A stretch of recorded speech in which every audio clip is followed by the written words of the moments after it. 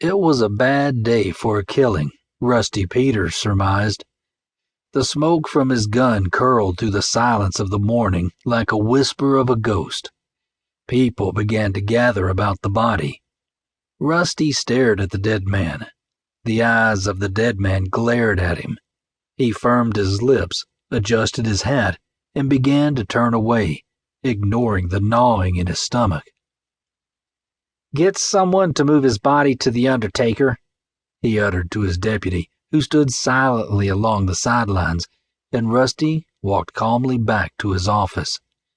He slammed the door, shutting out the murmurings of the townspeople as they gathered in the street. Glancing about his office, he sighed as he slumped into his wooden chair, weary with the knowledge that again he had killed a man. No matter how many times it happened, it never felt right, even when justified. Plain and simple, he mulled the facts in his head. The man deserved no less. Still, it settled like a rock in the pit of his stomach. He firmed his lips. His eyes drifted toward the window again as a group of men hauled the body off. His deputy was among them. Some of the men were laughing, some were frowning, but there was no guilt in their faces. No, only he carried the guilt. He hung his head. A short, skinny man with a bald head and piercing brown eyes came rushing through the door. He spotted Rusty, and without a word, he laid the telegram on his desk. He paused a moment to make sure Rusty acknowledged it. Rusty glanced at the man.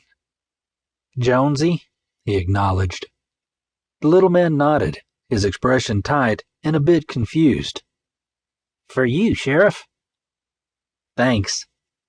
Rusty barely glanced at the piece of paper on his desk. His mind was still reeling on the man he'd just killed. Right now, he had to find a way to relax. He'd just killed a man. For God's sake, someone should have noticed or cared. Someone should have reacted to it. No one did. Rusty reasoned in his mind that he could kill a man so easily and then worry on it so hard afterwards. Frustration surrounded him. He adjusted his bolero tie and took off his hat, hanging it on the nail behind his desk. Then, with remarkable calm, he took the paper in his hand and read it. He read the words, but the meaning slipped his mind. His mind flitted momentarily as he saw who the telegram was from. The words blurred. He wasn't sure why it blurred, except when he reached up to wipe his eyes, he found tears.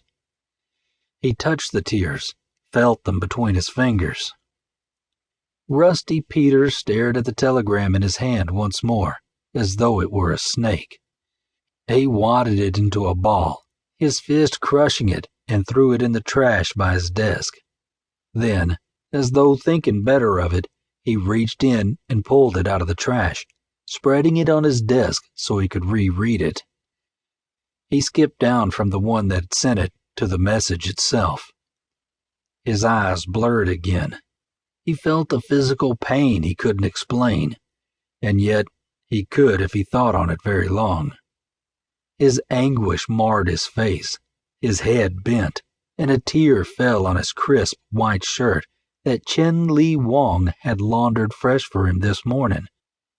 He shuffled his feet, leaned on one elbow for a long time and didn't move. He wadded the paper up and chucked it in the trash again. He stared at it as though it might grow feet and get up and walk away on its own. He rebuked the content. His frown wound around his heart like a choking rope. As he glanced out the window, he saw his reflection in the window. How had he evolved into this tight-lipped gunslinger of a sheriff? He had once been a brilliant doctor. Now he lived by his wits and the gun, and it had all began only a short while back. No one in this God-forsaken town knew what he had been, nor did they care. To keep listening to this audiobook, I've left you a link in the description so you can do it, at no cost thanks to Audible's 30-day free trial.